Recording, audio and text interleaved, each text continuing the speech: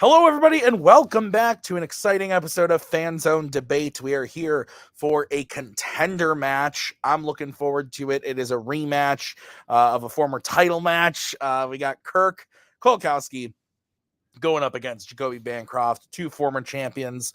Whoever wins today gets to go play Brian Michaels for the title. So very, very exciting stuff there. Both had to win matches to get here. Kirk had to go up against Cameron Holtzman, beat him in a very close match.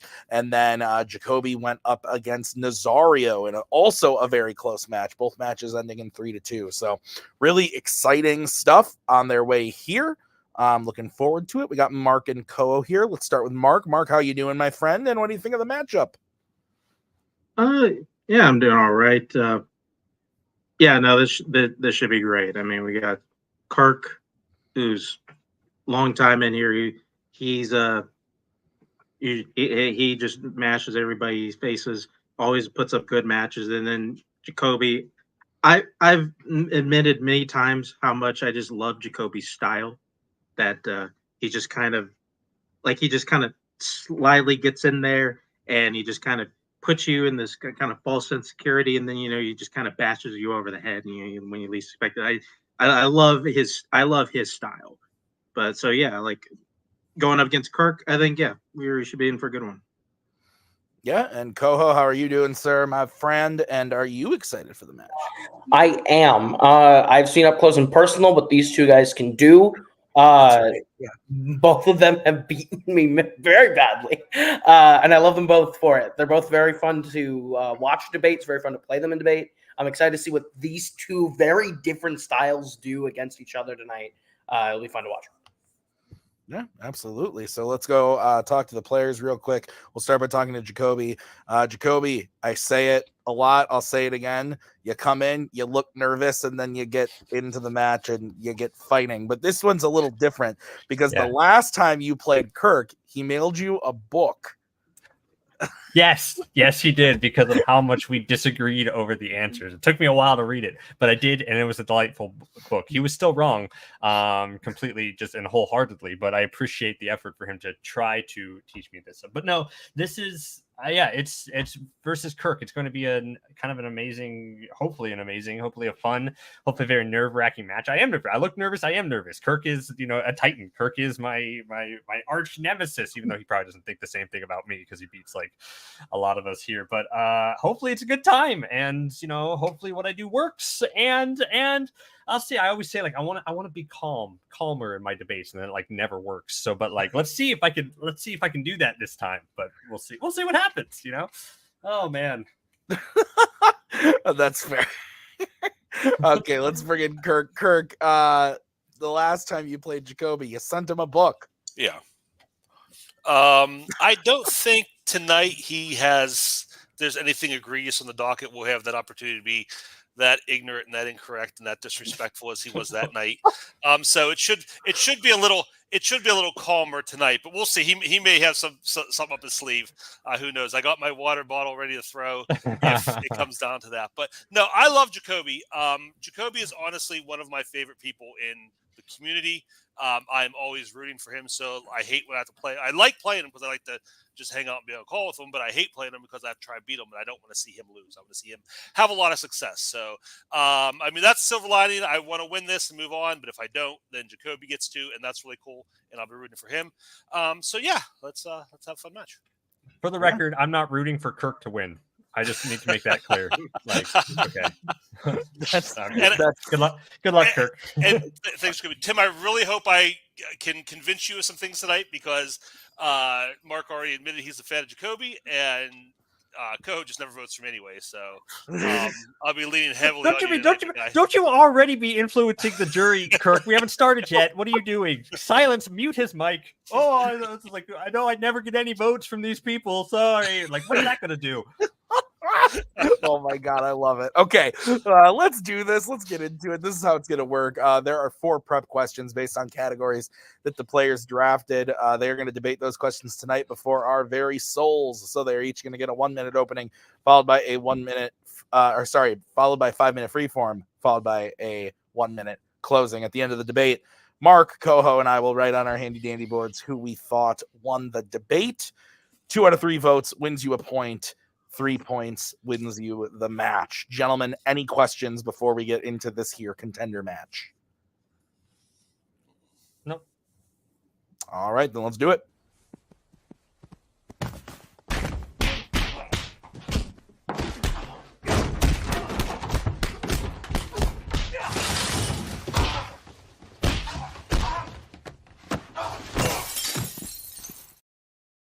All right, we are going to kick this one off, starting with the first question, which was drafted by Kirk in the category of directors. And your question is, what is the best ending to a Kurosawa film?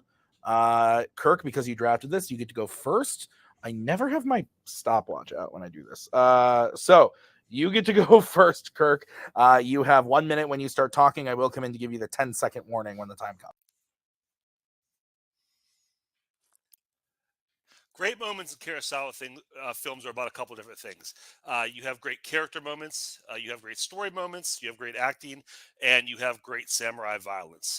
Those are kind of the components that make a great moment in a Kurosawa movie. So I had to go with the ending, the finale of Sanjuro. This is a movie, the sequel to Yojimbo, that the character returns. He kind of befriends this group of young samurai that he's trying to dissuade from seeing this as a glorious lifestyle. He's kind of over it. He's kind of realizing that he's wasted his life on his violence. He's challenged by the evil samurai Hanbei, who's kind of after him the whole movie. And their final showdown, Sanjuro tries to talk him out of it. He has that. It's a tense, subtle moment where he tries to talk him out of the fight. Doesn't want to kill him. Realize it's all big waste. But it ends in one of the greatest moments of violence. Great blood spray. Great tender moment before he says goodbye, and it's a great ending.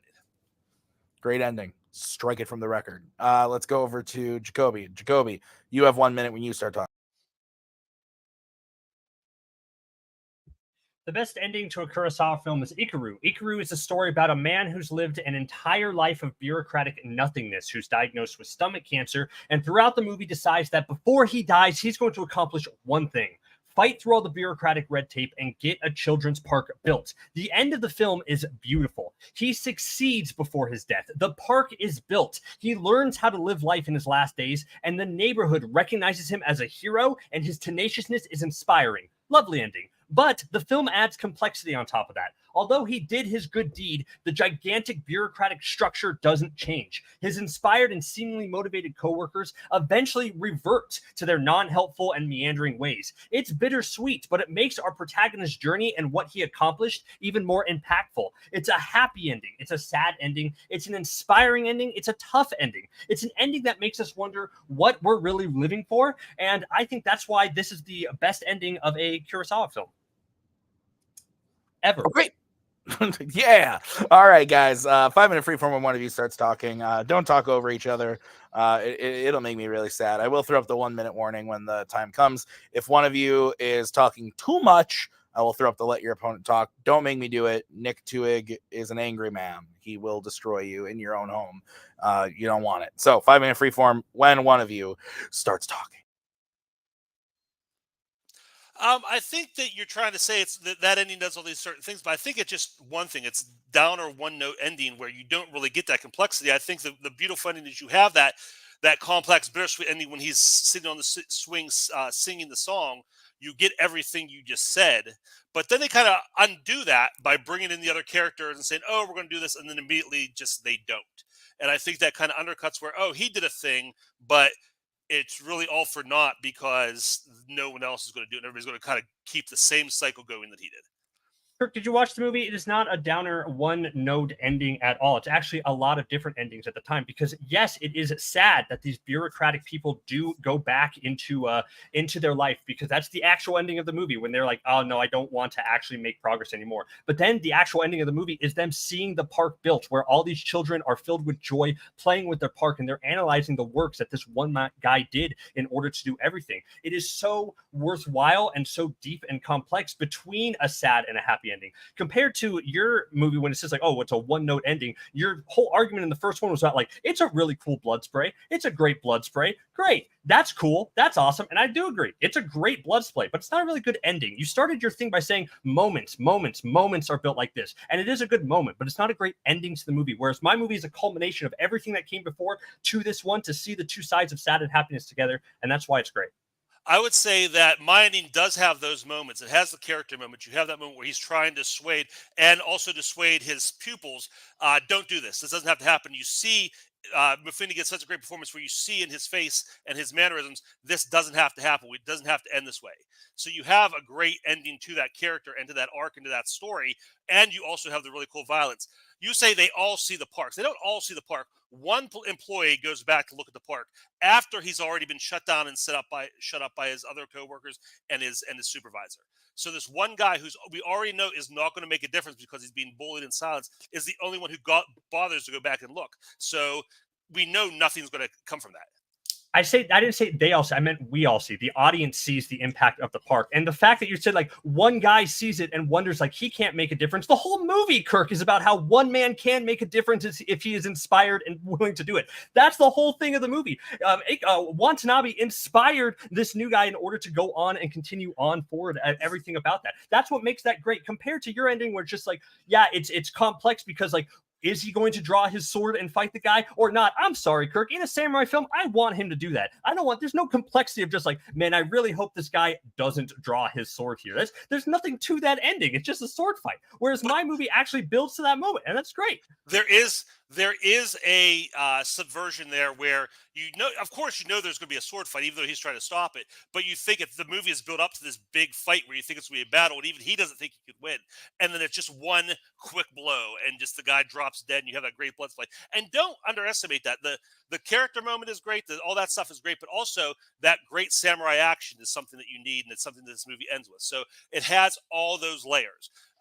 Like you said, the movie is all about this one man being inspired, and then his coworkers are inspired for a moment while they're drunk, and in the cool light of day they realize, oh, we're never going to do that. So it completely undoes everything that he was going to do. It was up until that moment, yeah, it's about this great guy, and if they would end with him on the swing singing, would have been a great ending. But it kind of kills it because it's just going to go on with people doing nothing and pushing off responsibility, not taking responsibility for their neighborhood, and that's how things are going to go on.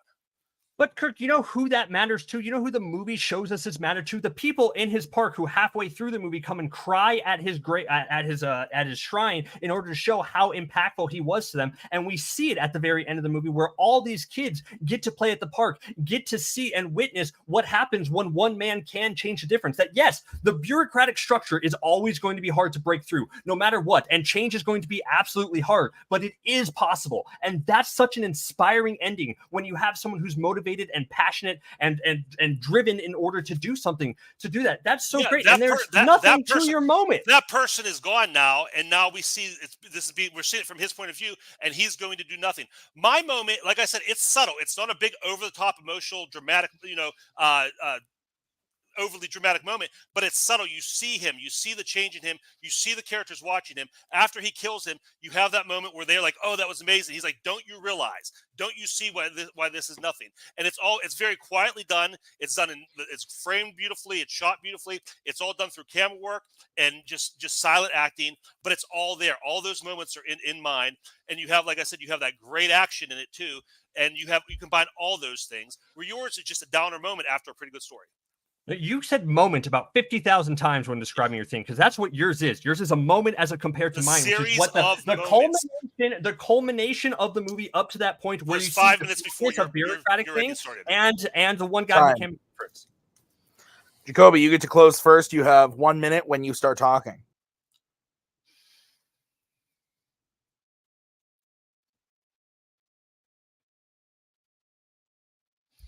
A great ending should land because of the groundwork that the movie laid before it. Throughout Ikaru, we see Watanabe's initial boring life, his diagnosis, him learning how to fully live life, his passion and persistence to accomplish just one thing of importance before his death, and his drive to build the park, which he succeeds in. And then we're left with the aftermath. His co-workers are inspired, right? They're going to be different. They're going to use Watanabe as an example, but no, they revert to their old ways. The big machine carries on, and although we're frustrated that on a broad level things aren't different, like Kirk's frustrated that it didn't work out, we see on a tiny scale in this one neighborhood the impact this has on the real people living there, and it changes their world forever. That matters. So even though we're sad that nothing changes, we're happy in this moment, and that's why this is such a beautiful ending. Sanjuro is a sword fight, just as like Kirk saying, like the subtlety of it is very good when you see like if they're gonna face off, if they're gonna draw, if they're gonna do anything with a great blood spray. That's a moment that's nothing compared to the beauty and complexity of my ending.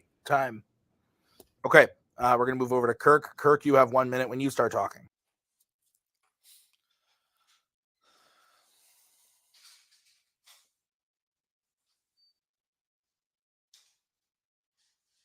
Jacoby picked a beautiful, complex movie. He did not pick a beautiful and complex ending. The movie ends about 5 minutes before this. His is basically just a little epilogue. His main character is gone, and just watching the non-effect that his life has had on the people around him. My movie ends with my main character still completely involved, my main actor completely involved. And like I said, there are moments. It's a series of fantastic moments. There's great acting in Mifune trying to resist doing this. I never said anything about him like maybe not drawing. There was always going to fight, but the fact that it's just a quick fight instead of something drawn out, just a great explosion of violence, and just him dealing with these pupils of his, and him finally saying goodbye and walking away from them, and that great Yojimbo score kicks in at the end. It's a great moment. It's not melodramatic. It's not over the top like some of the stuff in Jacoby's movies is, but mine is a great ending to a fantastic samurai film with great characters, great acting, great action, combination of all of those. Time. Okay. Bring in the judges.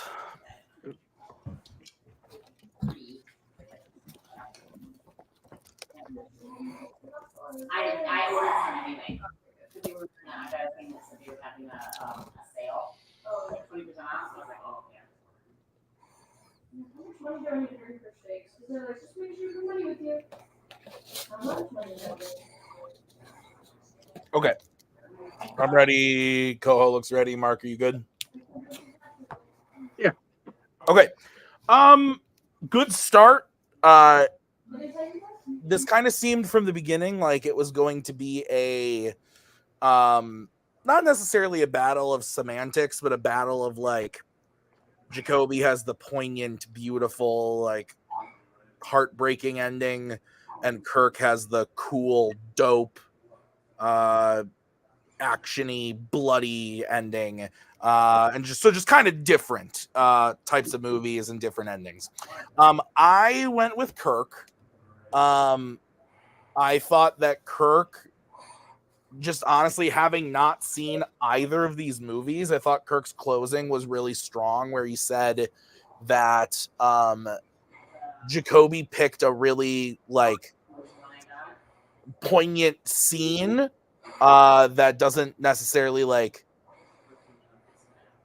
it doesn't do the rest of the film justice as much. Like the character's not there. Like, yes, there's beautiful moments and stuff, but Jacoby's main attack on Kirk to me felt very like moment, like he kept saying like you're bringing up the moment or whatever, and Kirk was able to tell me like specific things other than just the blood splatter, like the score, the acting, all the different characters, like the moments beyond just the blood splatter. It worked for me. It felt like the more encompassing ending scene for me. So Mark, where are you going and why? Again, very good for first out. I think probably on the level we think we're going to get. I did lean Kirk on this one. Yeah, I feel like when it came down to it, I was just sold a little bit more on kind of what Kirk was pitching on kind of a more, not necessarily nuanced, but kind of understated ending of how there's a bunch of things going on in the middle of kind of a 5 minute of almost like a minute samurai showdown of how this is a good culmination of the movie. It's a good culmination of a character arc and kind of what more or less what the themes that are going on. And it's not necessarily I feel like Jacoby did a bad job doing that. I thought he did. I think it just sold a little bit more on Kirk. He probably also had a few decent hits on him. So yeah, I just ended up leaning Kirk there. All right, Coho, your vote doesn't count. Where would you have gone and why? Well, I would have gone with Jacoby.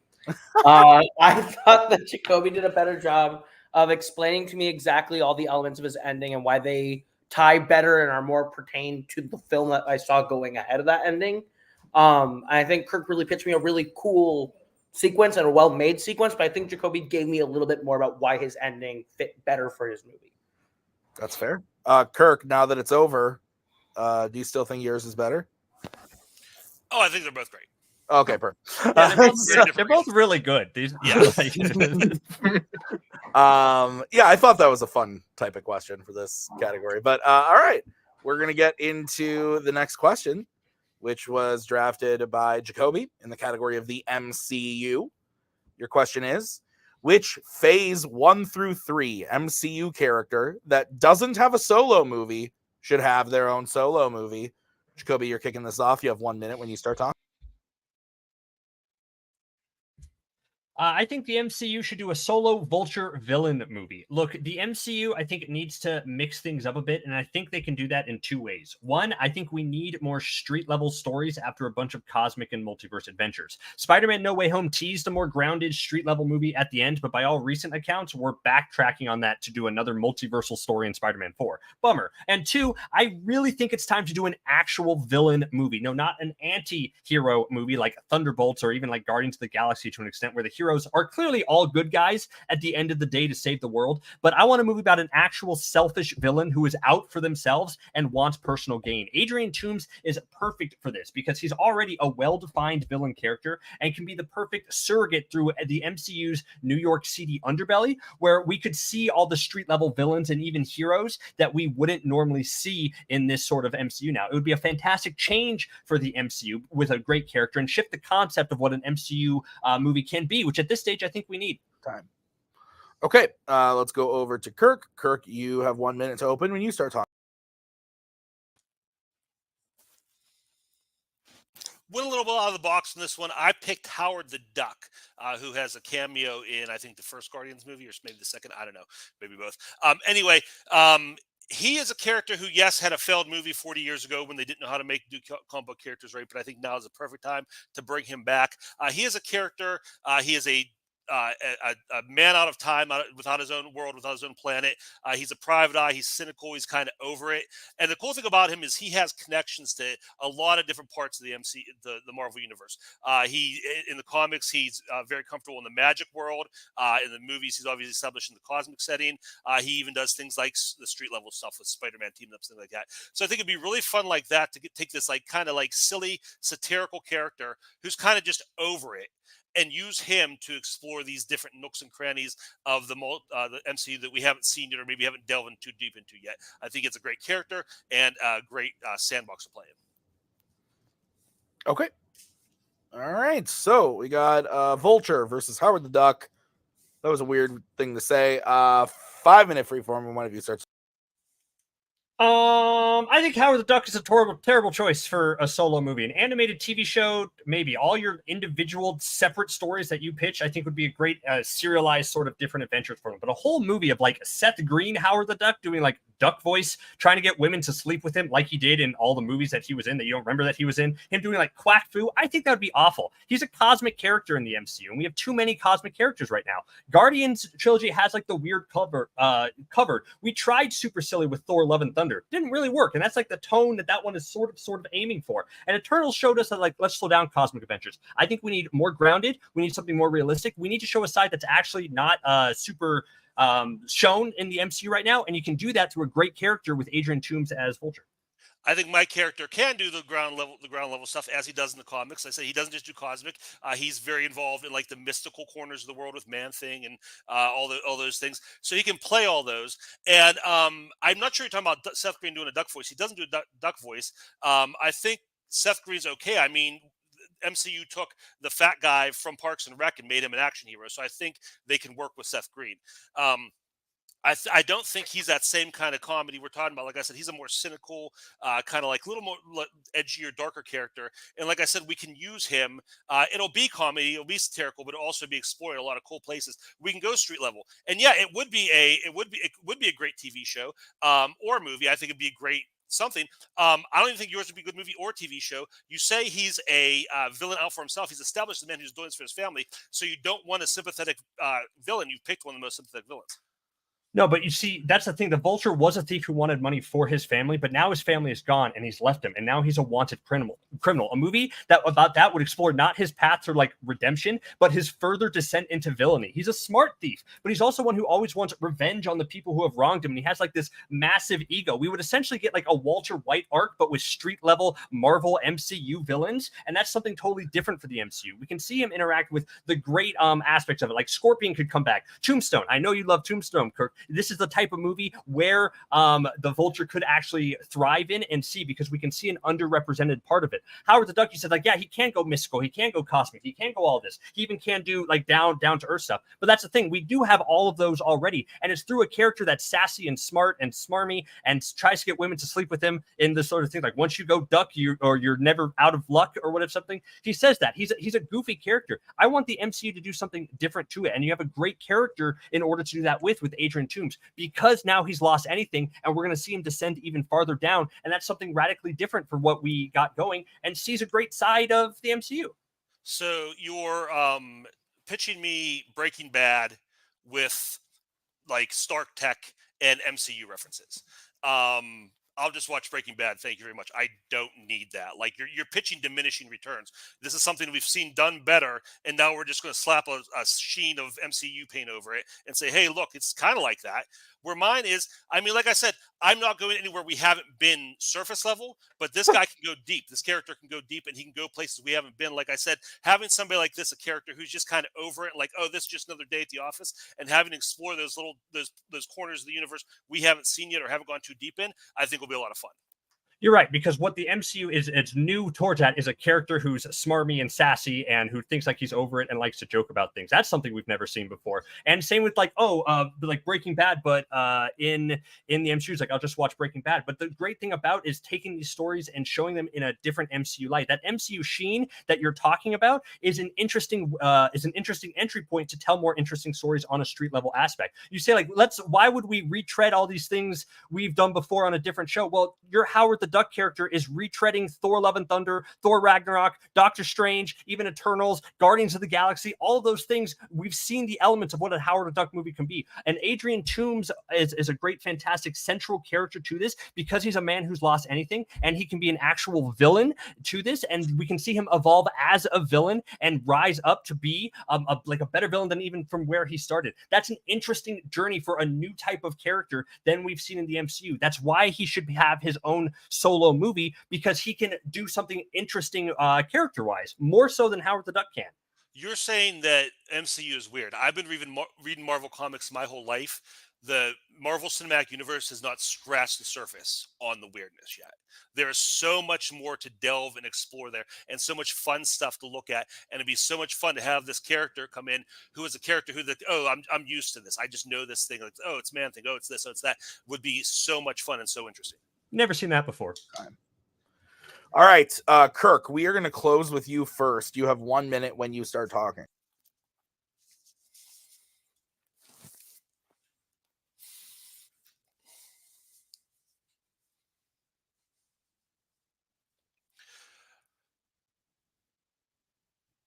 Jacoby is pitching Breaking Bad with an occasional reference to Tony Stark. That's what we're going to get out of this show. Or this movie. I mean, it doesn't feel cinematic at all. That's the other thing. He wants to do it with a character that we've already become attached to. A, because he's been established as a family man, and yeah, his family's gone. What else is he going to do to get his family back? And B, because of Michael Keaton, people are going to be just affectionately connected to Michael Keaton. And how many times have we seen Michael Keaton play the old comic book character, if you want to talk about things we've seen over and over again? He's saying that this is unoriginal. There's so many more places to go in the Marvel comics, so much more in the source material that we can use, and use Howard the Duck, who is a new different type of character, because like I said, he's used to this. This is something that's mundane to him, and I think it's, like I said, I think it'd be interesting to take his character who knows these things, who knows all these characters, all these weird, supernatural characters, but also Spider-Man on a first name basis, and really see what his life is like, explore his world, and see that world through his eyes. Time. Okay. We're going to move over to Jacoby. Jacoby, you have 1 minute to close when you start talking.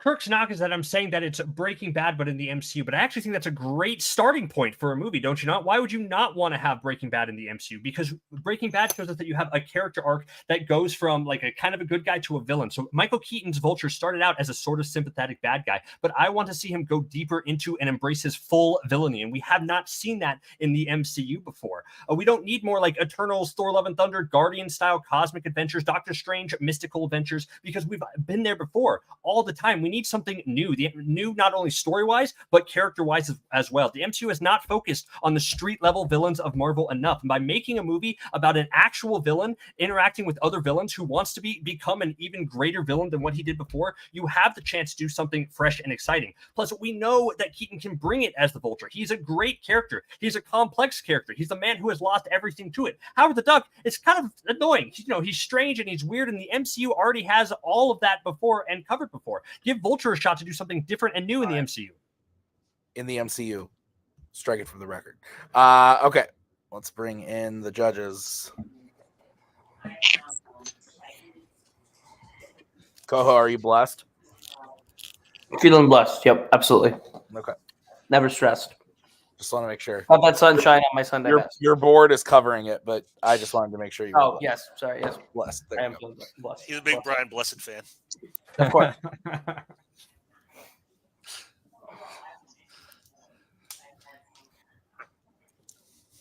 Okay. Coho, your vote did not count last time, so you're kicking this one off. I went with Jacoby. I think that Jacoby did a really good job of explaining why Breaking Bad in the MCU is not a bad thing, and giving us something really different. I think he really hammered why Howard the Duck feels a lot like things we already have, whereas we don't have anything like a Vulture movie, and really showed me what that could be. So I went with Jacoby. Okay. This was weird. I'm not going to bury the lead because I feel weird about it, but I went with Kirk. And here's why. I think this was much closer than it would seem on paper given the options. I like Jacoby's pitch a lot, and everything Jacoby said pro his movie, I'm game for. I thought that Kirk also gave an interesting pitch for Howard the Duck that I certainly would never have thought of, and supported it. And I don't think Jacoby's takedowns of Howard the Duck were super strong, but I thought Jacoby's, like, they both kind of did the well, we've seen your thing before, your thing is a retread.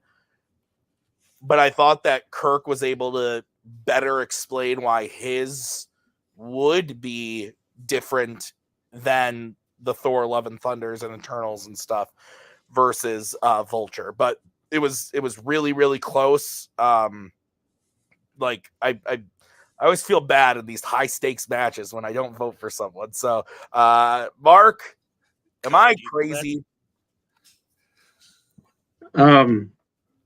Maybe a little. I did go with Jacoby. Fair. Yeah, I mean, listen, going with Howard the Duck, bold choice, we'll say. I think I heard you, but I feel like everything that Jacoby said, I think made sense. I also liked it a lot more. I feel like it kind of going Breaking Bad in the MCU. Well, like, I don't know why is that a bad thing. I thought honestly that was just a good answer, to at least when Kirk brought that up. And also that too, I feel like almost every thing that Kirk threw at Jacoby was able to answer for and kind of slither out of. So I just like I was kind of like there was no reason to not go with Jacoby on this one because I feel like Jacoby just kind of he defended it pretty well, and it just feel like his pitch for Toombs of doing a villain movie in the MCU like would sound cool. All right, awesome. So we are all tied up 1-1. We are going to get into the next question, which was drafted by Kirk in the category of Planet of the Apes or creature features. That's not a Planet of the Apes, not a category anymore. Fuck it. Your question is, which OG Planet of the Apes series scene is the most intense to watch? Kirk, you drafted this, so you're kicking it off. You have 1 minute when you start talking. So what I picked for this is Taylor's escape attempt when he's captured by the apes towards the beginning of the movie. I picked this because this is such an intense scene because not only for Taylor but for us as well, because he and us both are learning exactly how deep this rabbit hole goes, exactly what the Planet of the Apes is. As he escapes and he runs, and it's a great action scene, a great chase scene where he's going through and he's as he's escaping, we're discovering what this world encompasses. He's not just captured by this group of aliens. We start to slowly realize that in this scene that he is the alien. There's some great direction, great music by Jerry Goldsmith that really lends itself to just like the unnervingness of this, the otherworldliness of it. As he goes through, there's slow moments and quiet moments, but even those, they're intense because you're learning things about this world and exactly what it is and how much trouble Taylor's really in. So I think it's a great introduction to the Planet of the Apes, what it is, and it's very intense. Okay. Just a disclaimer, I hit the wrong button when Kirk started, so he probably got like 2 to 3 extra seconds. So Jacoby, I'm going to give you a few extra seconds as well. It's going to throw all my timing off, but that's fine. Jacoby, 1 minute and a few extra seconds when you start talking.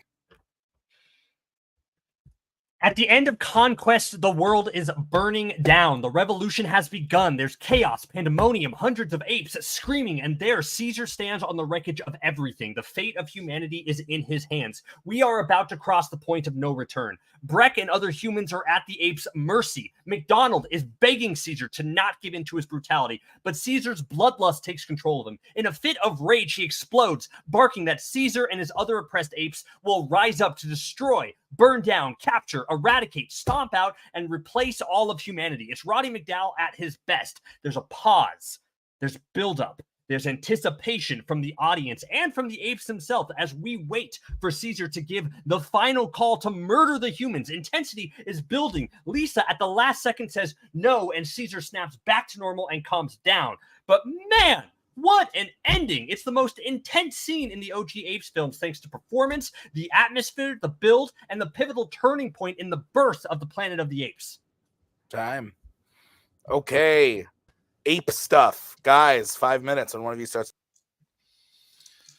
I'd say for a reverse shot, political debate, it might be kind of intense. You're really overselling how intense that moment is when he pauses briefly and looks at the girl and then just says, "Okay, we're not going to do that." There's really no intensity to that at all. It's a very just the action, the revolution has happened. It's like it's for all intents and purposes that moment is over. And it just, okay, how is this going to go? We know how it's going to end.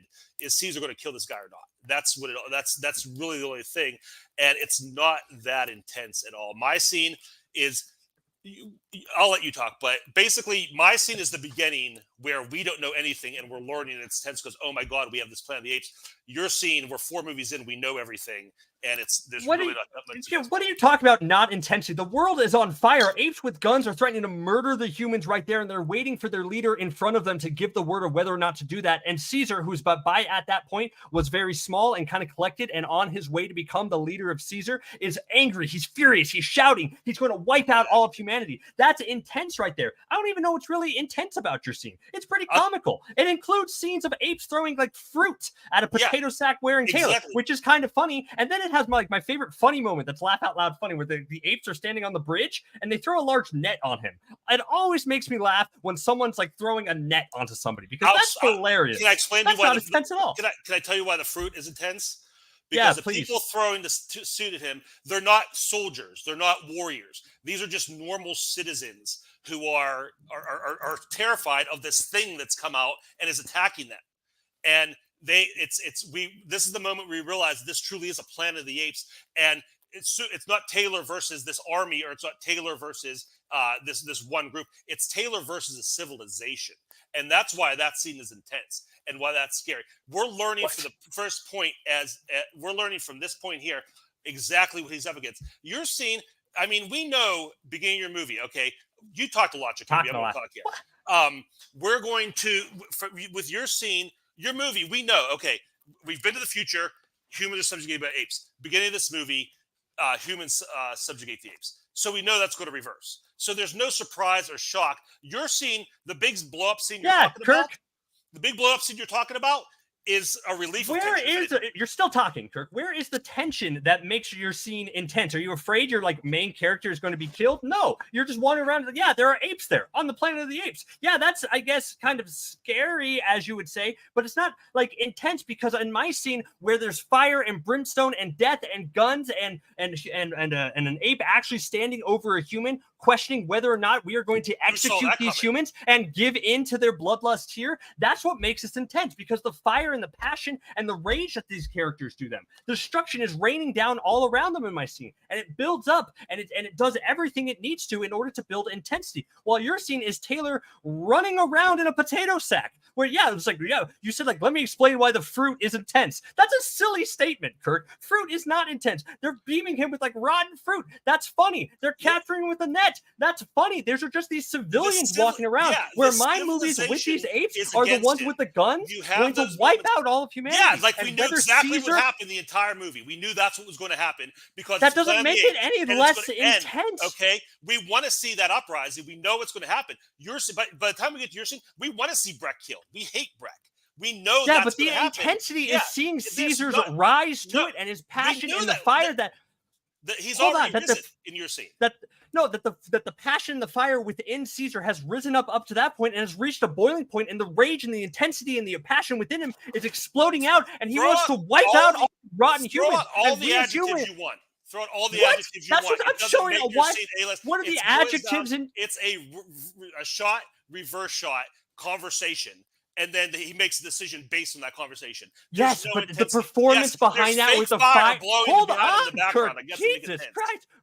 Yes, it's shot and shot, reverse shot. That's fine. But Roddy McDowall's performance in that, as it builds and his passion, and he's screaming, and they're going to execute the humans, and that there's rubble and fire, and mankind is on the brink of extinction forever, of whether they're going to be subjugated and murdered, executed, or let live in that moment. There's an intensity and a passion and a fire to that. Whereas you're I think you're talking a whole lot to dance around the fact that Taylor is running around versus some civilian monkeys in suits throwing things. There's no intensity in that, because there's no drama. You'd say are they going to win? Yeah, they're going to win. Oh, what's going to happen to Taylor? Is he going to die in that scene? No, he's not going to die. So there is no tension there. It's an interesting scene because we see the world, but there's no intensity in it. It lacks any sort of drama or stakes or anything remotely. You're learning that, oh my God, this isn't just a small. There's nowhere for him to go. You're learning that there's nowhere for him to go. He's stuck on this entire civilization that is against him now. And that's where the intensity comes from. Yeah, and they'll throw some fruit and throw a big net on him. That's really oh my God, that was amazing. Okay, Jacoby, you are closing first. You have 1 minute when you start talking. Let me take a drink of water first. Jesus Christ. Okay, hold on 1 second.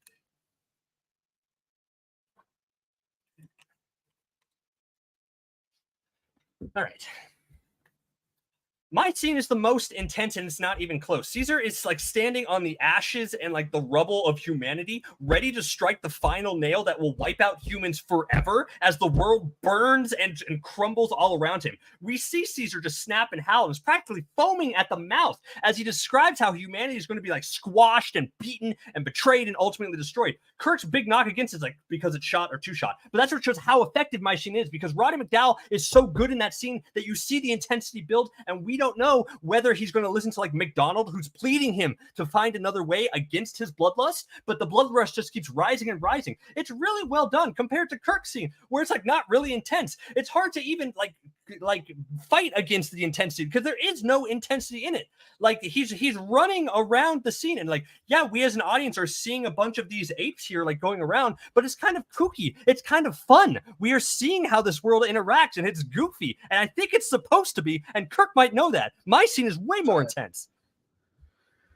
Okay, Kirk, you get to close. You have 1 minute when you start talking. Jacoby is seen as a conversation that Roddy McDowall is having in front of a bunch of apes with really bad masks, and he makes a decision based on conversation. He's trying to hype it up, and he's talking really loud. He's using lots of adjectives, but that's all his scene is a conversation. It's a political debate. That's all it is. My scene, like I said, it's an action scene. It's a chase scene. It's where you see, but again, it's him being chased. Can he get away?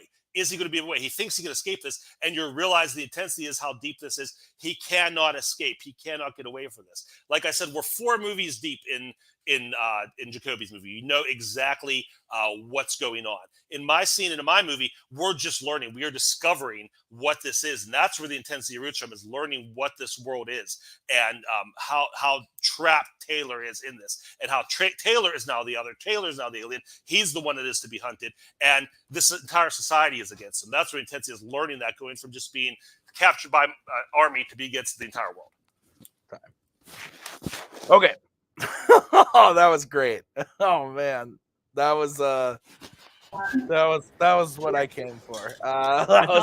After the first question, I'm like, we're gonna be pretty civil tonight. It's gonna be a nice back and forth. Oh man, I love it when you guys get passionate about shit. It's so fun. Oh man.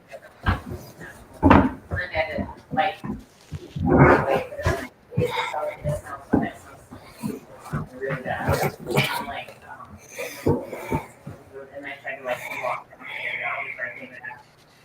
It's really good. It smells. I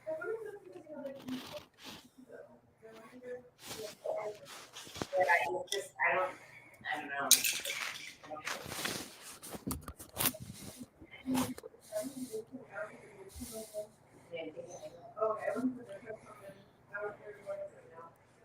It doesn't go through, and yours is probably similar because it doesn't go through. It's going straight through you. Okay, sorry.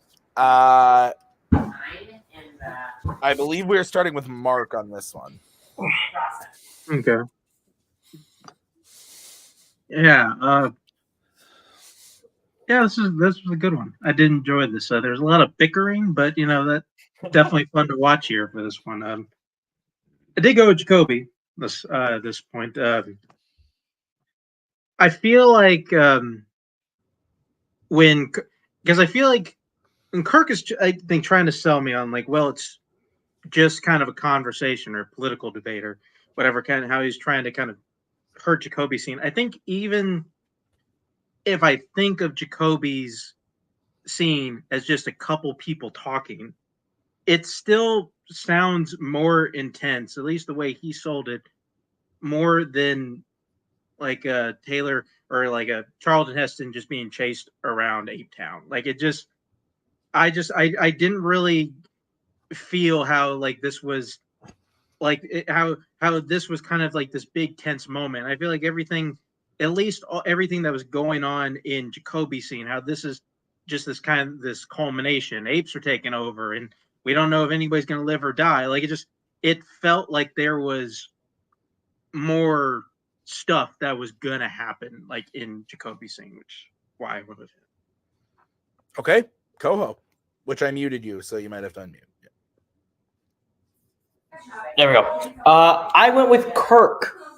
I think that Kirk did a better job of taking down Jacoby's scene for me while explaining, like kind of countering Jacoby's very loud attacks. I think Kirk did a very good job of kind of sidestepping and refocusing it a little bit. So, Okay. So I originally had both people's names on my board because I wrote a bit of a joke answer, but then I realized that if I did that, whoever I didn't get to give the point to would be like, but my name is also on the board. So I erased it and I wrote Kirk again. Sorry to the other player. I originally wrote sorry, Jacoby. I agree with Coho. I was on Jacoby's side. I don't think Jacoby necessarily did anything wrong. I think that, I think his attack of Kirk's scene was spot on, and I think I love Jacoby's scene. It's honestly probably one of my favorite moments in the entire series. Like, I really love Conquest. I'm a weirdo like that, but I thought that Kirk's takedown, the political, especially also we are 4 movies in. Like, if you don't know what's going to happen at the end of this, you are an idiot type of thing. So how can it be intense? That really worked for me. And I thought that, yes, Jacoby played, I thought Jacoby played the attack against Kirk well by kind of making light of the fruit line of when Jacoby was like, that's a funny thing to say, Kirk, was very good. But I did think that Kirk was able to tell me in the context of the movie and when you're watching it, why that scene is so intense. And Jacoby didn't necessarily, again, I think he played it correctly, but I wasn't totally convinced that it was the goofy scene that Jacoby was making it out to be. So that is why I went with Kirk. And that means Kirk is up 2-1 as we go into the final question of the prep round. This was in the category of coming of age and drafted by Jacoby. The question is, which coming of age film should be seen by more people? Jacoby, you get to kick this one off. You have 1 minute when you start talking. I think it's going to be the hardest question to argue. I think Dope is the coming of age movie that should be seen by more people. It's about a self-described black geek who essentially is put in a tough situation where he has to sell drugs in order to help secure a spot at Harvard. He uses his geek smarts to do things a little differently and meets one of the best cast of characters along the way. Throughout, he's challenged by the typical coming of age tropes of figuring out what type of person he is and wants to be in the future, but it does have a unique twist. I think this is the best coming of age movie of the 2010s because it takes a very traditional coming of age story, but freshens it up by reframing it around a very different perspective that we don't see enough of in these coming of age movies. It's smart, it's clever, it's fun, funny, and dynamic with great music, and does the nostalgia aspect of the 90s better than any other coming of age movie. It's the type of coming of age movie that people who love this genre should see. It tells an important story with great coming of age elements, but wrapped up in a slightly different framework. And I think it works tremendously well. Okay, we're going to go over to Kirk. Kirk, you have 1 minute when you start talking. When you talk about a movie that needs to be seen more, I think there's 2 reasons why. Because A, it's a very good movie that deserves to be seen, and B, because it has something different and unique to say that most movies in the genre don't. And for both those reasons, I picked City of God. City of God is, considered by people who've seen it to be one of the greatest movies ever. It's very highly rated on Letterboxd, IMDb. And it just the direction, the cinematography, the editing, the acting, it's just a beautifully made movie and just very uniquely made, very different looking movie, different feeling movie than you get typically in the genre. Secondly, it has a very different perspective. It takes place in the slums of Brazil. So when it comes to the coming of age genre, it's something that you would almost never see in this, where it's very much a life and death. It's not just a lot of the tropes that Jacoby mentioned, where I gotta get to college, I gotta get a girl, go to prom, blah, blah, blah. It's just everyday life and death trying to survive in this city while you're coming of age. And I think that's a very unique perspective that should be seen. Also, the fact it's foreign language film, more people need to watch foreign language films. So for all those reasons, this is the one that needs to be seen the most. Or more. Okay. So 5 minute freeform when one of you starts talking. So I think City of God is powerful and gripping and just a fantastic movie, but I do think this is a bad pick to answer this specific question. It's not the best coming of age film for everyone, and more people might reject it than it's like relentless portrayal of graphic violence and extreme assaults that I can't even I'm not even allowed to go into detail on this debate, but specifically third, I think all that violence and all that extremeness of that movie overshadows the actual coming of age journey of Rocket, the main character of City of God. Whereas mine is more digestible and fun. And yes, as you said, it's a classic coming of age tropes, but mine does that with a different perspective of Inglewood, California, of a kid growing up in that place and doing things. And that's what more people should see mine. I think the violence is necessary to be seen because it's realistic. That's the realism of the life these people are leading. And I think Rocket never gets lost. I think the focus always stays on Rocket and his life and what he's going through. But that violence, although it's hard to digest, sometimes you need to watch hard to digest movies. Can't all just be fun. Hey, we're going to prom kind of movies. Your movie, you talked about tropes. Your movie has every tropes. It's bullies versus jocks. It's the virgin trying to lose their virginity. It's the they shoe in horn into prom. It's who am I? I gotta figure out. I gotta go to college. It's all these tropes, and it doesn't do. There's no movie. Your movie doesn't check any boxes that isn't checked by a better coming of age movie somewhere else. Okay, so I'm not denying that yours is an important film, but if I was suggesting a coming of age movie that a lot of people might not have seen but should see, I couldn't suggest City of God without being like, but you have to be comfortable watching the most extreme child on child violence you might ever see, nonstop mover and like violence, and it's like it's compelling but lacks any hope or true optimism or anything. And I would suggest Dope instead, which does have an important message, does have more hope, and could essentially be a better like gateway coming of age movie to other things. Yes, I agree with you, Kirk, that mine does have all those tropes about that. Going to prom, what happens afterwards, trying to get a girl, all that stuff are in my movie. But the reason my movie is so great is because it does it through the Black perspective of someone growing up in Inglewood, which these movies don't typically focus on in order to do that. So all those normal tropes that you see are upended and upeviled, and everything sort of is different through the lens of Malcolm while he goes through this. And that's just a better movie that more people should see in order to, like, if they like coming of age movies. You're arguing what movie can people handle. I'm arguing a movie they should see, maybe challenge themselves, watch something a little more difficult, a little more important, has something better to say. You're talking about growing up in Inglewood. I can't talk about the experience, but I think a lot of this movie, the point of this character, Malcolm's character, is that he's kind of removed from this. Like, he's not in that world as much. The gang violence of Inglewood in this movie is made out to be a joke. There's a no-name character at the beginning who's killed in gang violence, and they make a joke about how he almost lost a video game, or he almost beat a video game before he was killed, and then the characters try to manipulate his mother into giving away his comic book collection. You never feel the violence or the danger, those things in this world that you expect in a movie like Boys in the Hood, where you would get that more realistically. I think, like you say, you don't suggest my movie because it's hard to handle. I wouldn't suggest your movie because there's so many better movies that do all these things better.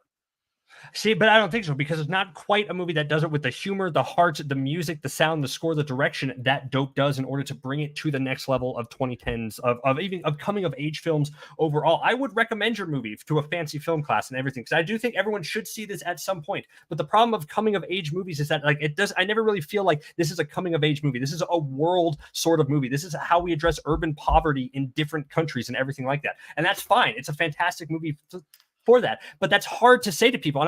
And like, people should be able to handle the movies. I don't think you should say, like, you should watch this movie in order to do that, because it's so hard to watch, even though you might be uncomfortable watching this. You should watch this. I think you should watch a coming of age movie that you are going to like, that you are going to see, and you are negating the fact that that Dope does deal with all these issues, but does so in a very complex way by placing it in the United States. There's a scene in Dope where they talk about, like, the terrorists overseas, but they fact, like, once all the terrorists are gone, they're going to focus on us. And the fact that Malcolm walks these two lines between not being like part of the gangs and being his geeky self is the driving point of the movie, which is what makes a classic coming of age trope more interesting and more digestible, and should be able to be seen by more audiences. The conversation you talked about was like 2 seconds long. That isn't anywhere focused in the movie, but I mean, but it's a part of the movie. Like you said, it's set in America. Point of the movie. It's set in America, just like every other coming of age movie. You said this movie does it with humor and heart. So you can watch Risky Business. You can watch Girl Next Door. They do this. Your movie literally ends with the Breakfast Club "Who Am I" essay. I mean, it hits every single trope. There's nothing here. It tacks on the racism message, which is completely unearned because it barely touches on that throughout the movie. But But like I said, there's so many things here. Other movie, if people want to watch your movie, I could suggest a million others. People want City of God. That's all they got. I think you're wrong. All right, Kirk, you get to close first. You have 1 minute when you start talking.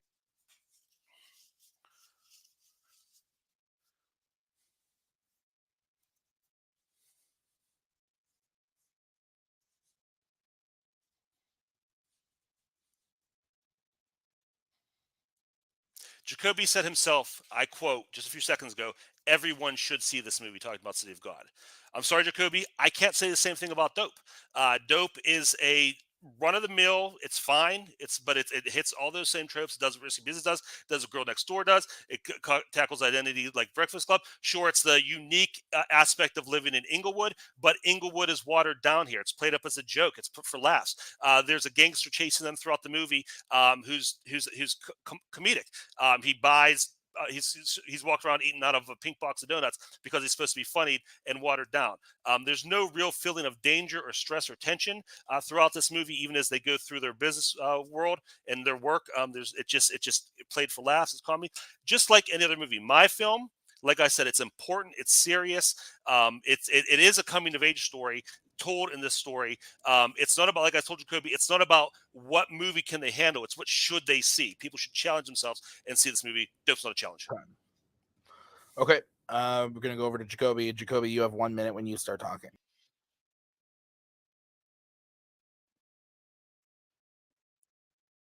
I think people should be seeing movies that challenge them, but doesn't alienate them, especially when it comes to coming of age movies. In his closing, Kirk was saying, like, my movie, Dope, doesn't have danger, doesn't have stress, doesn't have tension. I'm sorry that a coming of age movie does not have those sort of things, but I think a good coming of age movie is about identity and sense of self. And that's why I think my movie portrays that beautifully. Kirk is saying, like, oh, you could just watch Risky Business, Girl Next Door, Breakfast Club because it copies all of those things. But it doesn't, Kirk, because it does through the Black perspective. And it reframes all of those into a new way that people who love those movies, Risky Business, Girl Next Door, and like Breakfast Club and all those things, can see those differently because it's somebody going through a different experience. Yes, I'm sorry, my movie doesn't have gang violence heightened up to everything, but it still portrays it beautifully where Malcolm is walking this line between the gangster that the world kind of expects him to be, but his own geeky self. And that's the true coming of age movie through a different way. City of God, yes, I did say it is an important movie to see, and it's a great movie, but it is just relentlessly emotionally draining. It has an absence of hope. It's an extreme, and it's a tough watch. So I just think more people should see Dope instead.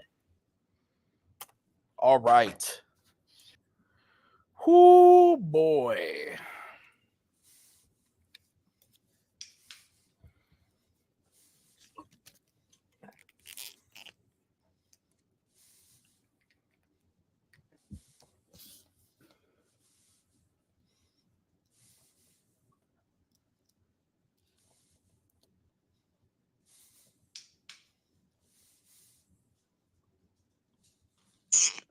All right.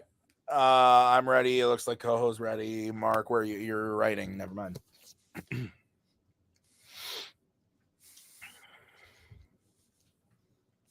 It's funny. I didn't do it on purpose, but I saw a Florence Pugh movie today. How dare you? It was really good though. Okay. I'm going first. This was interesting. I have not seen City of God. I've heard about it a lot. I've been told I should watch it. I have seen Dope, though I saw it in the theater 9 years ago. So I don't really remember all that much about it. It's been a long time. Based on the arguments, I went with Jacoby. I liked what Kirk was going for. But I thought that Jacoby did a really good job of playing against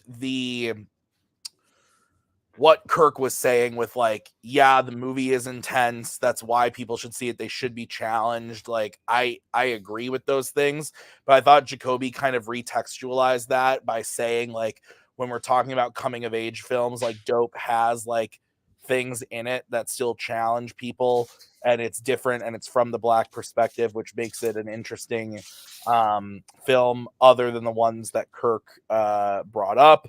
And I like that Jacoby took what Kirk said of, like, you like, I thought Kirk's closing when he started out was really strong, of like saying Jacoby just said people should see this movie, and I like what Jacoby said of like, I do think people should watch that movie, but when they're wanting to watch a coming of age movie, they should want to watch Dope more, like recontextualizing it in the coming of age sense. So I could be cuckoo.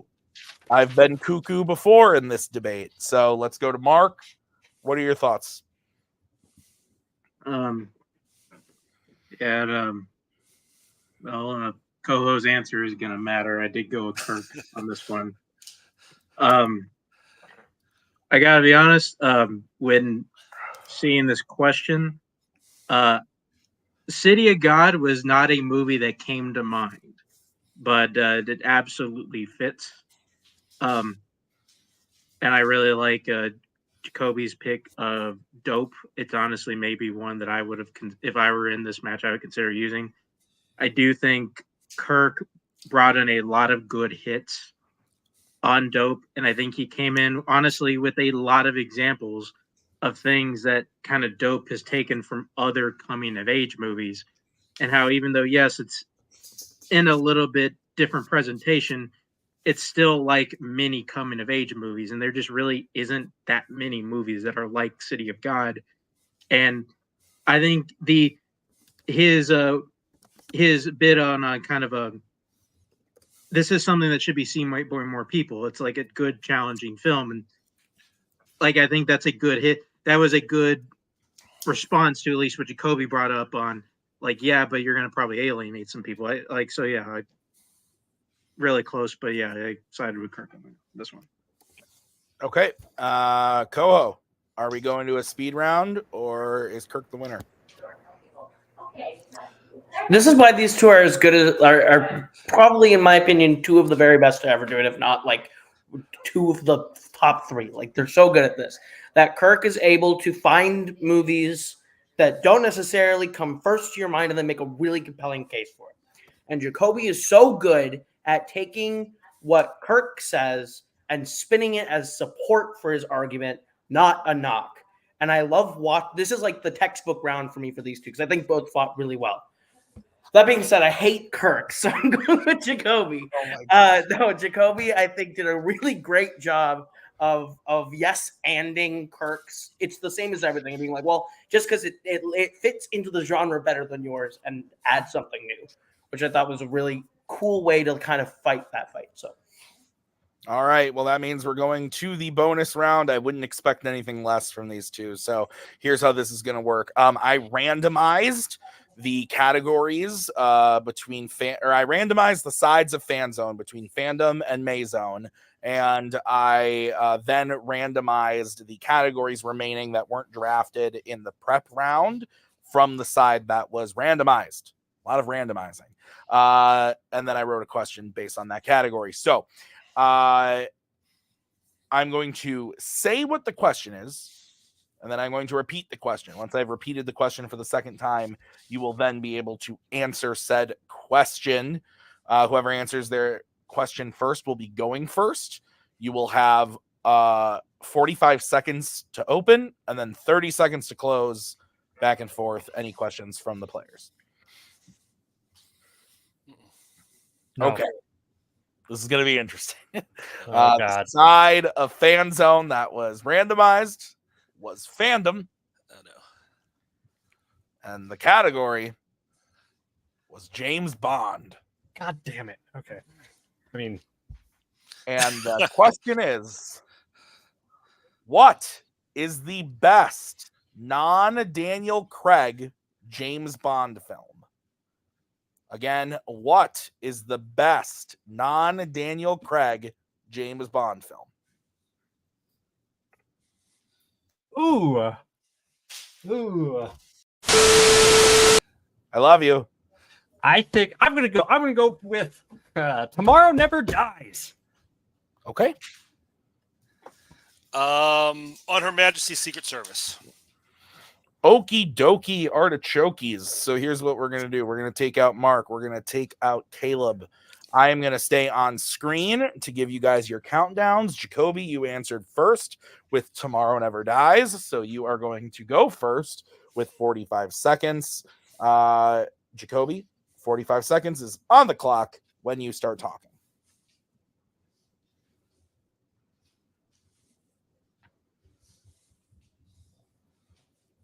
I actually think Tomorrow Never Dies is a triumph of a James Bond film. I think it takes a lot of the kind of the seriousness of GoldenEye a little bit, but then also makes it a little goofy before Pierce Brosnan's movies go off the rail. It is a perfect mixture of those two things with a fantastic Bond girl performance with Michelle Yeoh, who matches Bond every sort of way. Pierce Brosnan has never been better than in this one, and it's such a timely, more relevant Bond than anything other Bond before that because of the fact how journalism can manipulate the media and go through all that. The thing that is very timely 30 years later in the way that does that, which makes rewatching that movie even more great. The action set pieces are wonderful. The chemistry between Yeoh and Bond are fantastic. But everything from the car scene to the final submarine fight to the newsprint to Elliot Carver, Jonathan Pryce walking the line perfectly between hammy out over the top villain between a very serious threat is wonderful to behold. It's the best James Bond. Just best James Bond, striking from the record. Kirk, 45 seconds.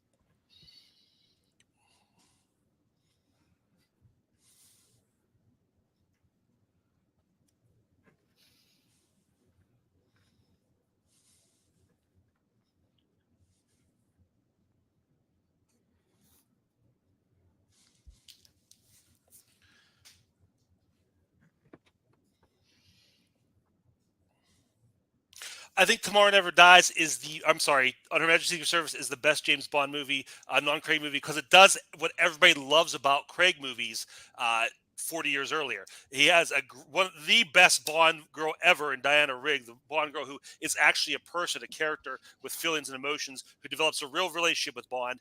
You have Telly Savalas as the best Blofeld, probably the best Bond villain ever, the best version of that character.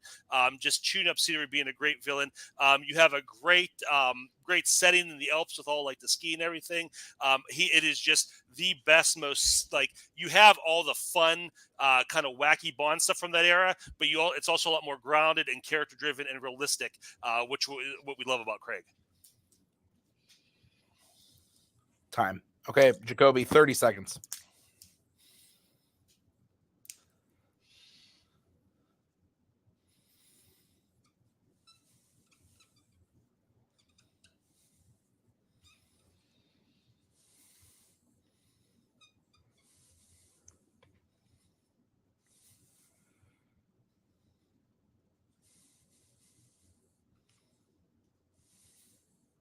I think On Her Majesty's Secret Service is a solid Bond film, but I think it does a lot that's distracting from it that makes it. I think it's very distracting that it's not Sean Connery in the role. The fact that you said, it's doing things that Craig movies did 40 years later, but the problem is those Craig movies did do them better, so I'm just rewatching things that I would rather watch the Craig movies for. Tomorrow Never Dies is actually innovative. It's different. It's very timely for now. It blends the goofy and the serious much better than On Her Majesty's Secret Service, which is just kind of fourth wall breaking winking, which is I just think something that Bond has never done again ever since that movie. And On Her Majesty's Secret Service ends with his wife being horribly murdered, which we just don't do a whole lot anymore because that's not the essence of the Bond character. Bond is style, Bond is substance, Bond is grit, Bond is everything, and all that is done in Tomorrow Never Dies with a great timely story that still works today. Kirk, 30 seconds.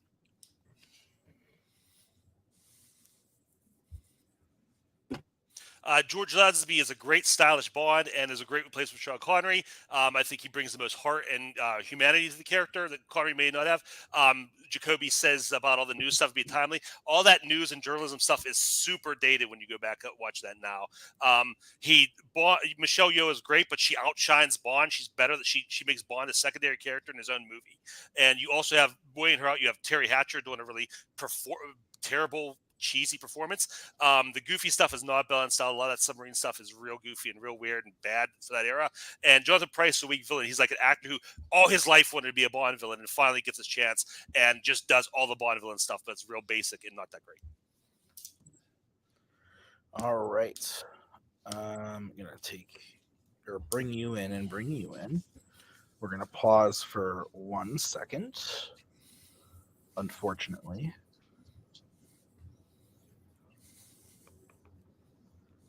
Maggie just texted me, so I just had to answer that real quick. Okay. Oy vey.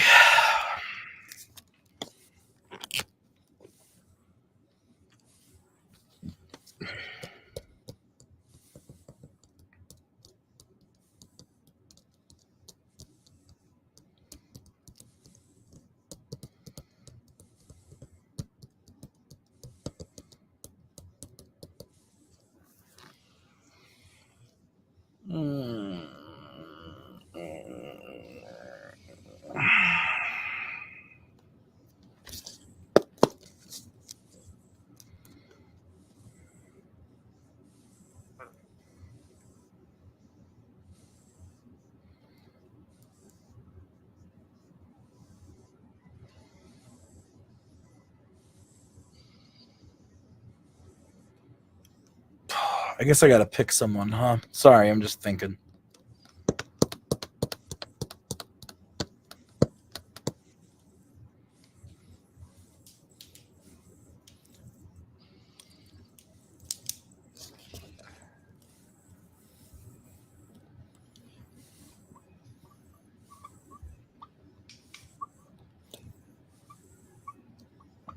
Okay.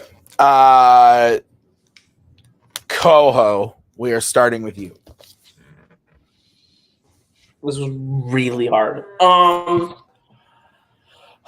think what it came down to for me was who can kind of give me a little bit more as to what's special and unique about their movie. And I think Jacoby gave me just a little bit more about why Tomorrow Never Dies is unique, and why I can get a lot of the things in On Her Majesty's Secret Service. There's a reason why it's just not done anymore. It's not good.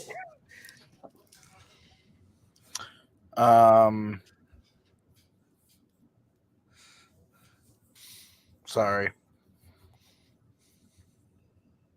That's fine. We're good. You know, Nick, we're calm. Nick just messaged me, and I was like, "Did I miss something?" He's watching live right now, so I was like, "Okay." Was I on the bottom row? Is that why? Nothing. No, stop getting distracted. Okay, I can't help it. I went with Kirk. I thought Jacoby did a good job bringing Tomorrow Never Dies. I think Tomorrow Never Dies is a really good movie. It's my favorite of the Brosnan era. I think GoldenEye is overrated as fuck. I do not like that movie as much as everyone else. But I think Tomorrow Never Dies is good. And I love On Her Majesty's Secret Service. So I think both picked movies I like a lot. Jacoby, again, the positives for both I enjoyed. Jacoby's argument against On Her Majesty's Secret Service of it being like, well, if the Craig things do it better, then I would just like, that didn't totally work for me. Because I thought Kirk countered that pretty well by saying like, you know, Lazenby is still a great Bond, like an enjoyable Bond, and those set pieces and those moments are still great. And I thought that him taking Yao, who Jacoby had said is like great in the movie, which I agree, and him saying that she kind of overshadows Bond in his own movie was a good hit. I totally forgot Terry Hatcher's even in that thing. And he bringing up her cheesiness of the performance and how it is kind of dated. That worked for me. So it was really good. This was tough. Mark, it all comes down to, I don't think we've had a single clean sweep tonight. So this is nuts. This is kooky. Mark, your thoughts? Yes.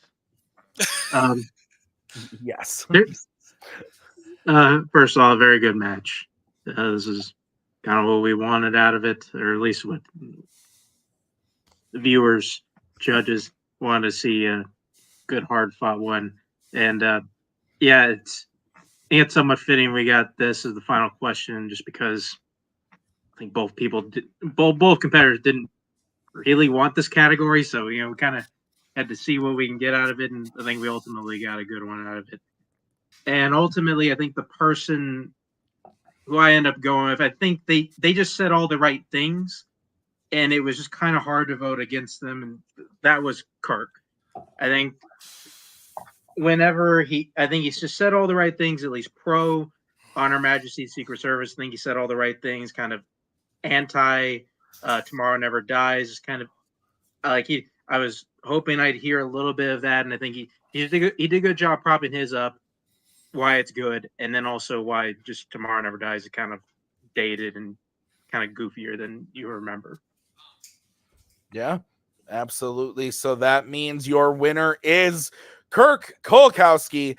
We're going to go to post-match interviews. Jacoby, hell of a match. This was insane. Like I just said, kooky, I believe is the word I used, but split decisions across the board on every question. and we still go to the final question where it's a split decision. It's just absolutely insane. Your thoughts about round 2 against Kirk here? Yeah, that was fun. I mean, it is fun. And kind of as you said, like listening to like why you guys graded those points, like when you gave Kirk the points that you did, like I agree with like why you gave him the points. I'm like, oh, that is an excellent point. I just think my arguments again, I think I came in with really strong points for mine. And I think just what I didn't just polish and work enough on is my knocks against his enough. So like I tried different things in some certain arguments and they didn't work out. And it is what it is. I am happy to have played Kirk and lost to him again, which I think it says 2 here, but I thought we've done it like 3 times. Have we not? And either like, I thought there was like, but maybe I'm wrong. Maybe there's one I'm forgetting, but either way, it doesn't matter. I lost to him, and I wish him the best of luck on his way to Brian. Bummed, but it's like it's nice because I guess if I went on to Brian, I put so much into like this one, and I was so stressed about it that I would have just also been stressed about it like the next one too. And maybe I should take this as some sort of like a little bit of a blessing and be like, yeah, you know what? Like I can enjoy November a little bit more because as I do, I love doing this, but I get very stressed by doing this. Anyways, congratulations to Kirk. He put up a hell of a match. Like it was hard to fight him, so that was great. Have you played Brian? I have not. That's why I really wanted to win. Thanks, Kirk, for crushing those dreams, and thanks all you judges for crushing my dreams as well. For some reason, I thought you played Brian this season, but I guess not. And I'm being told behind the scenes that this is the 3rd match. I don't remember when the other one was. It was the title match. I don't remember any of the questions except for one about there was like a Ratatouille question, or not even a Ratatouille. It's like which one would you want to have like be your friend during the pandemic or something? And wow! So that was like before you played for the title or something like that. Yeah. I think it was wow. Okay, yeah, so that's fair. So okay. That's probably why I don't remember it. I don't remember any other questions, but I just remember like that. But anyways, yeah. So I've played him a lot, but yeah, hats off to Kirk. That's awesome. Jacoby, thanks for being a good sport, and it was a great match. So you should be proud of yourself. We'll see you next season, I hope. Jacoby, thank you. I burped a little there, but thank you. Respect you have for me. See how much respect you have for me. You burp while saying my name. Yep, while saying your name, of course. I got to do that every time now. Kirk, you looked nervous there at the end. That was a great match. Like I said, both you and Jacoby played fantastic. It came down to the wire. It was split the whole time.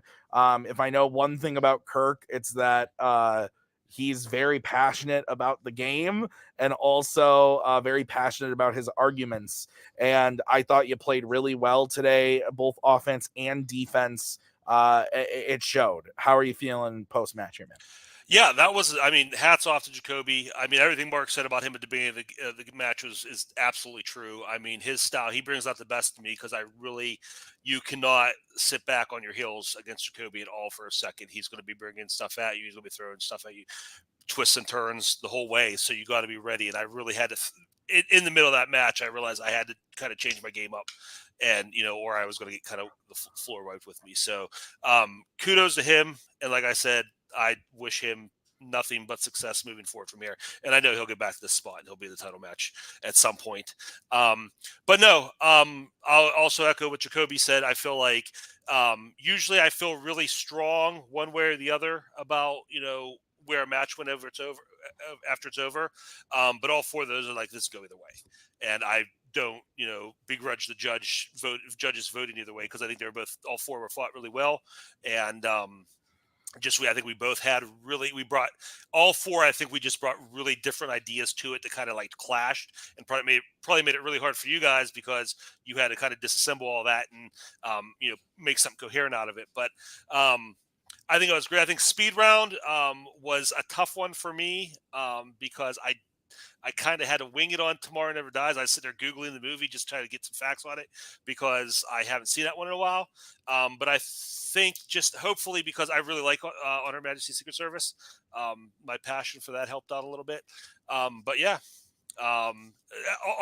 honestly though, when Mark was holding his board back, there was a big part of me that was hoping it said Jacoby, just so like Jacoby said, I could get a break because you're so drained when you're done with this. Now you're going to go play Brian. That's not a fun prospect at all. Yeah, let's talk about that real quick. You're going on to the title match. It's been a year since you were there. You played Cody at the end of 2023 for the title. Lost 4-3. Then this year you made it to the contender match. This is your second contender match. Your first one was against Brian. He beat you 3-2, went on to win the title from Cody. And now you get the rematch. And it's for all the gold. How are we feeling? I'm excited to play him. I mean, Brian's tough. I mean, we've established that he's hard to beat. I just want to have a good title match. I'm not happy with my performance in either of my last 2 title matches. So I just kind of want to bring it and make it competitive. If I can get the title back, great. At this point, I really don't feel like I have anything left to prove. So I don't need to have it. But I just want to go in. I had a pretty good showing against Brian. I took it down to the speed round our last match. Hopefully I can get somewhere in that area this time, and I'll be satisfied with that. Awesome. Well, Kirk, I think it was a great match. Thank you for being a part of it. Let's get quick final thoughts, starting with Mr. Caleb Coho. Caleb. This is one of the best debates I've judged. Let me tell you. I think that Mark nailed it. Like, there's a reason this was split decision all the way through. It's because like Kirk was able to pivot. Jacoby's really creative at this. So good on Kirk. Hard fought win. I'm really excited to see him versus Brian. So, Mark, your thoughts? Yeah. Like I said before, it was as good as a nail biter. It's like I think it's a good match. I think it could have gone either way. I'll be looking forward to see what we get from Jacoby, and then kind of just I'm glad we're getting a rematch here from earlier this year for the title match for the end. Should be very good. Brian has only been playing quality opponents this entire year. Yeah. And now he has to probably face like probably the best debater he has to at the end of the year. Yeah. No, I agree. I think it's going to be a great one. We'll see you at the final act for that match. Brian Michaels versus Kirk Kowalkowski 2. Thank you guys for watching. Thank you to Jacoby and Kirk for playing. Thank you to Mark and Coho for judging. I have been Tim. We'll see you guys next time. Bye. There we go. Thank you very much. Please come again. We have a lot more groceries.